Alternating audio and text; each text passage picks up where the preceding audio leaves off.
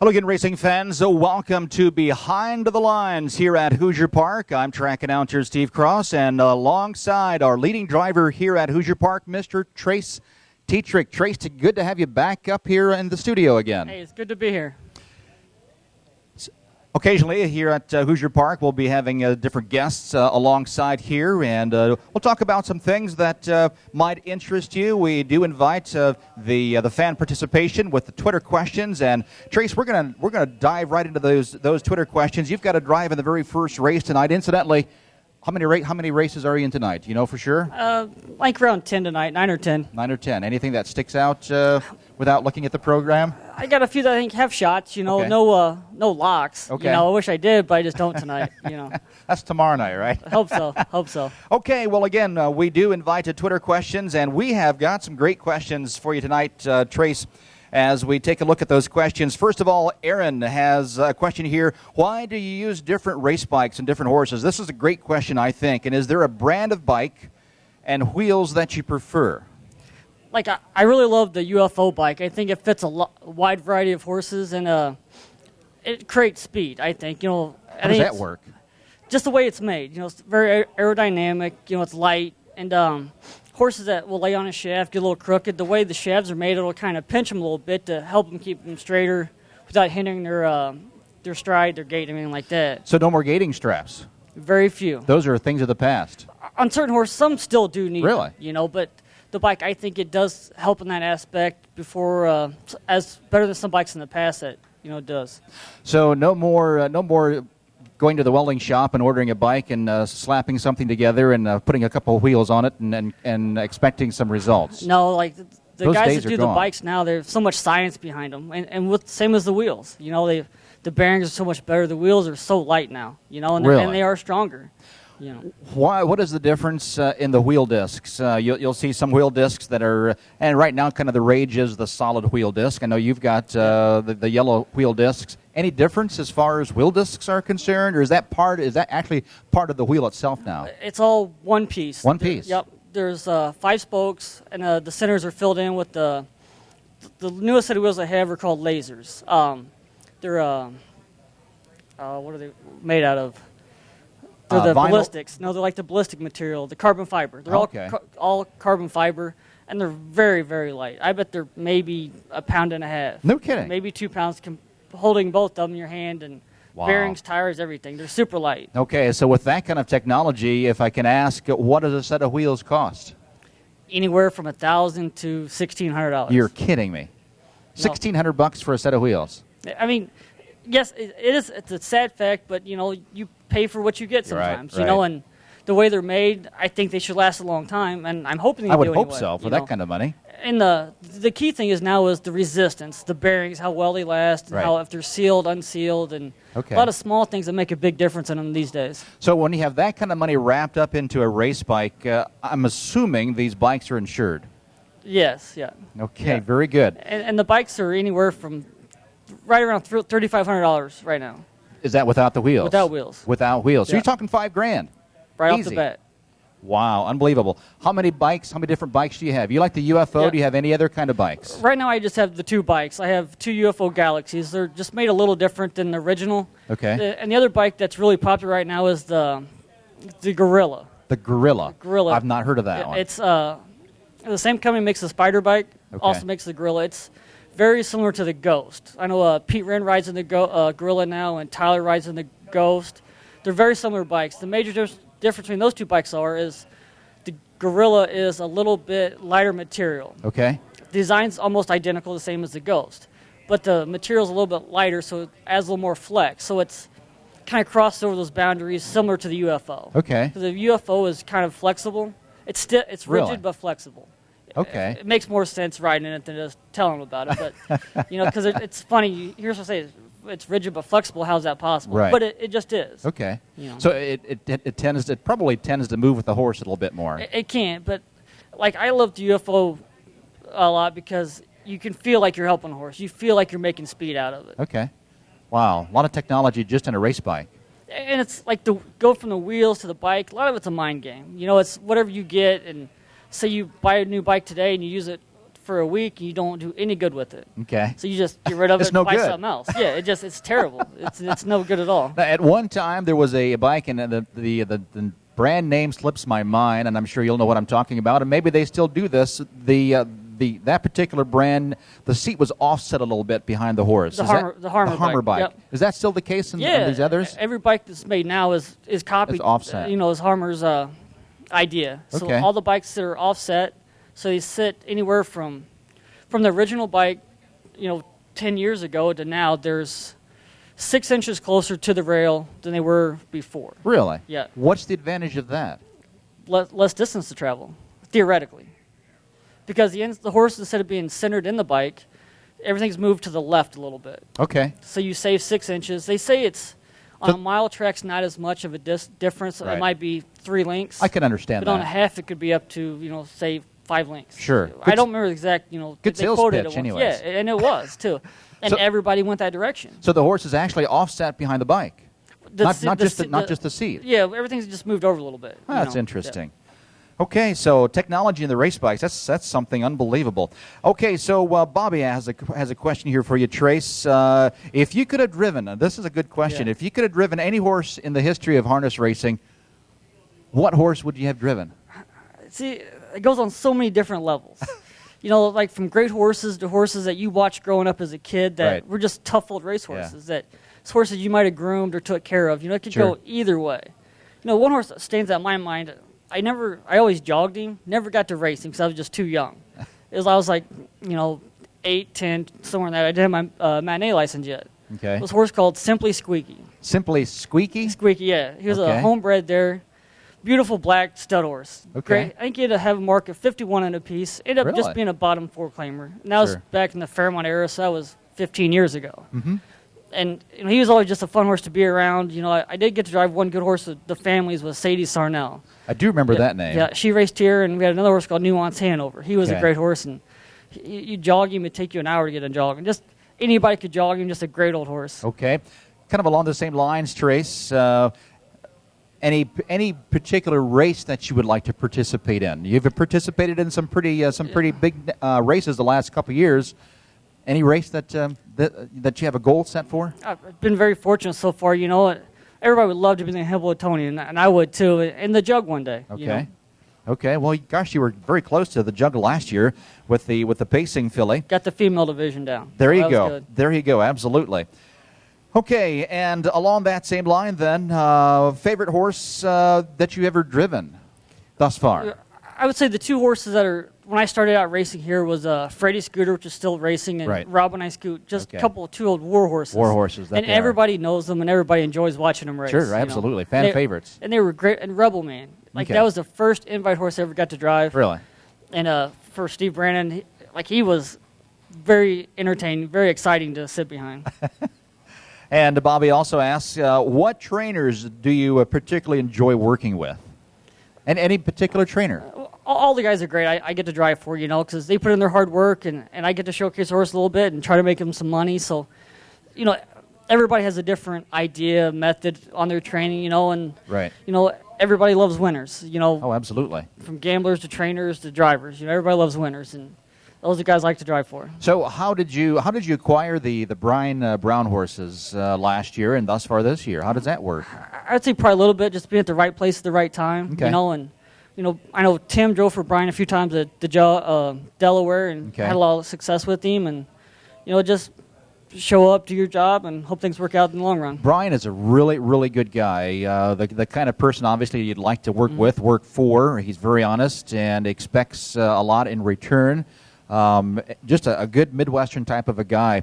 And he's been very loyal to you. Last year, he asked you to go to Delaware to drive the pacing filly Colors of Virgin or the Jugette. Obviously, you were more than happy to oblige, and you came out a winner there. And then you followed her on to the East Coast to the Breeders' Crown as well.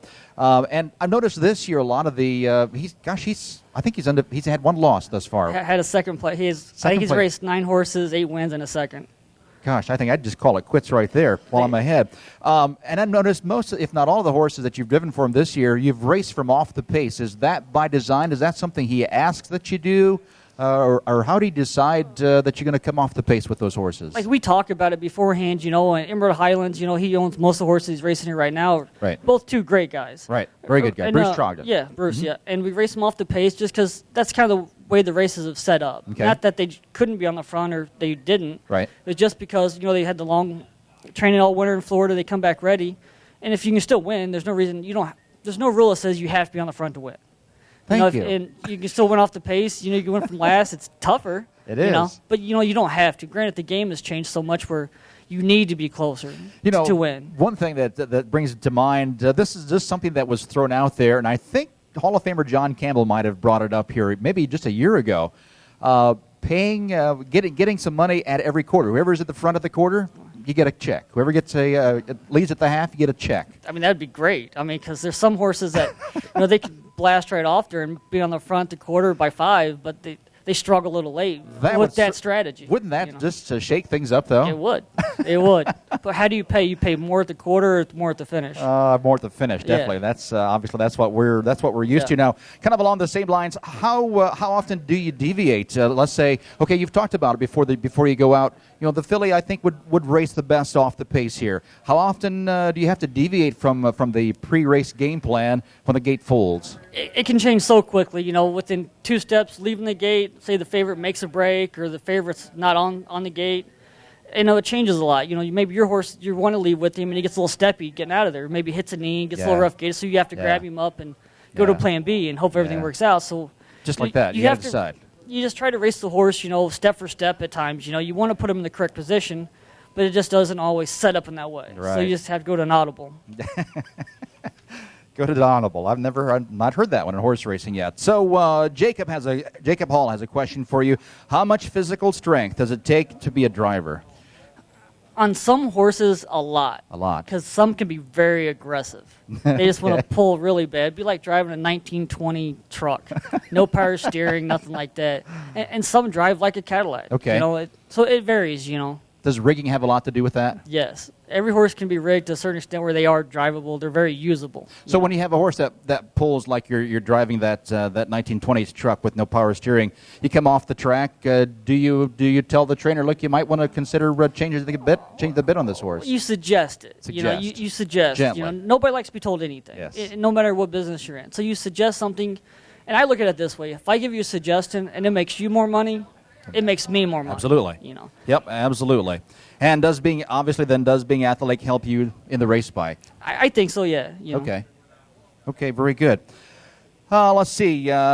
Courtney asks, if we pull up, this is an interesting one, kind of going on a rabbit trail here, but if we pull up your playlist on your phone right now, what was the last song that you played? Lunch Money Lewis. Lunch Money Lewis. Called Bills. I heard it 2-3 weeks ago. It's catchy. I like it. Okay, and what would be the most embarrassing song on it right now? Oof. I don't listen to a whole lot of music. Okay. I listen to a lot of just a few songs I like. And Okay. I listen to a lot of Howard Stern during the day and stuff like that. So embarrassing songs, that is a good one. I don't know. I try not to have too many embarrassing songs. All right. Michelle asks, what are some of the things that you do to put the best drive on a horse you know nothing about? You hop on the race bike to a horse that you're cold to. You've never driven this horse. You've never seen the horse before. What do you do? Do I get to look at the lines or no? Sure. Well, you score the horse down. You get a good feel for him, and you see how the gamblers are playing the horse. If he's 5-2, then he fits the race really well. Right. And so, you try to place him forward. If he scores down, and you listen to the trainer a little bit, but you try to put him in the. Like everything happens within the first eighth of a mile on most cases, at certain venues. Okay. So it all changes so fast, but Sure. Like on a short track, you need to be up close to win. Right. The Maylands is a key track. You have to be placed forward. It's a mile track, but you race it like a short track. It's a mile track, but you race it like a short track. Yeah. That's interesting. Because speed holds so well there. Okay. So it's hard for horses to close off the pace without a good cover flow because there's usually always a lot of movement. So it's hard to come from too far back. How does speed? What makes it? Or how does speed hold? I mean, what makes the speed hold? It's just a speed bias. Every track has a different speed bias every night. The surface? Yeah. So you play the wind and stuff like that. So the numbers on it because there's a app for it, I'm sure. And the track master does it. You know, Right. they can tell you how the track was playing that day, and they can put in the computer system and give you a read on how horses, their numbers that come back. Okay. Like the power numbers. So now when we have the last couple nights that we've had such wind, a lot of wind out there, do you adjust your driving? You try to, but it's hard to judge them until like after the first 3 or 4 races. You know, unless and it depends on what's in that race. If Sure. it's straight a power horse that he's supposed to win anyway, he wins in the front. But last week he paced 55, and tonight he wins in 59. Looked like he was all in doing it. Yeah. So you kind of adjust that for the rest of the card. Like last night, the first 2 races, I thought I could win. Both horses made a break off the gate, and they were 8th and 9th going into at the quarter pole, but they were both second. So you're like, the track's playing dead up front. You race them off the pace, Yep. But it's hard to judge. That's something that you pay close attention to. Every night. I always try to watch the first 2 or 3 races real close. I look at the flag, see how the wind's blowing, and try to use that to your advantage. Interesting. You prefer, Luke Kennedy asks, do you prefer trotters or pacers? They're both fun. Like pacers are all great. They all go good gated and stuff like that. And trotters, sometimes they take a little different handle to get them around there at times. So it's a little more patience at times and whatnot. But, I like to drive horses that like to win. Whether they're Just the 50, attitude. Yeah, it's all attitude. If they're 50 pacers and they want to pace them 50, or all they can pace is 55, but they give you everything they have. Right, And that's right. what I like to drive. Horses Right. that just try. Don't like cheaters. Nope. No, sulkers. Yeah. Gosh, I just had a question. It just slipped my mind. So those are the questions. I think we've got all the Twitter questions here. You're coming off of a big year last year, Trace. You had a very good race mare in Colors of Virgin. In fact, she's back in tomorrow night. Last year you had 391 wins. Just 10 off of your record year back in 2008. Just shy of $5 million. Obviously, you'd like to repeat and improve on that this year as well. And last year, you had some very good 2-year-old a pacing colt and a trotting filly that you were lucky enough to have to drive. Freaky Feet Pete, of course, and Shrita. Any other 2-year-olds, coming 3-year-olds that you think, these could be some sleepers? There was one colt I drove late last year for Todd Buter, Hominy Hill. He ended up winning in 56 and 4, Yes. 57 Swan and for all? Yeah. Yes. A little warm. He just needed another year mature, but he looked the part. He looked the part. He trotted really well, He did. and at the end, he was 4 for 4, I think. Nice at the end. colt. Yeah, and he caught the late series and was very effective, and he was handy doing them. Memory serves me correctly, he might have raced him up at the Michigan Fairs. Yeah, I think so. Yep. Then brought him down here. So got him schooled on the Yeah. county fair track, Yeah. brought him here ready to go. Yeah.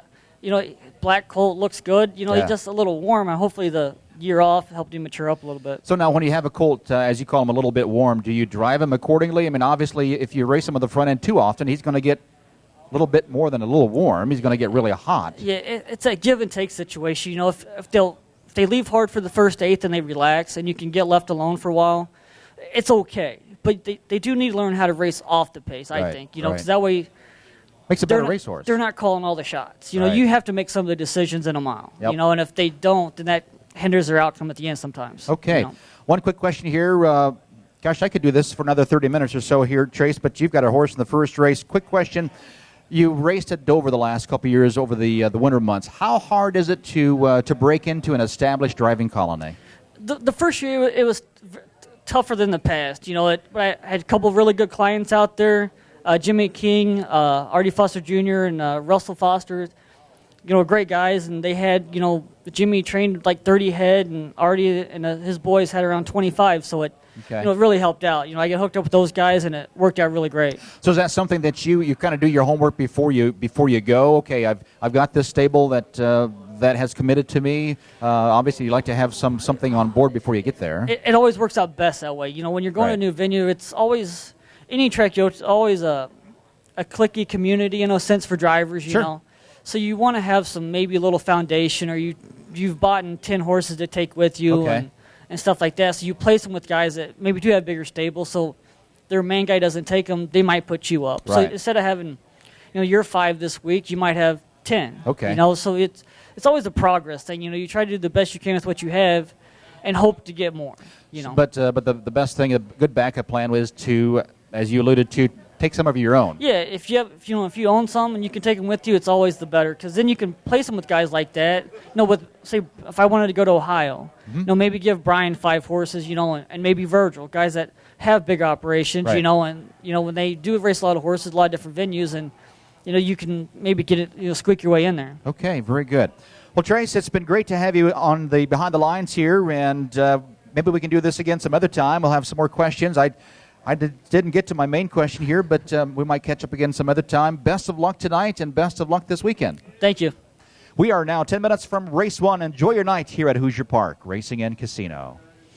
Harness handicappers, this one's for you. TrackMaster Harness Pro is the most unique and powerful handicapping tool dedicated to harness racing on the market today. It's a combination of all the features found in sophisticated handicapping software, all conveniently presented as a web-based, all-in-one handicapping tool.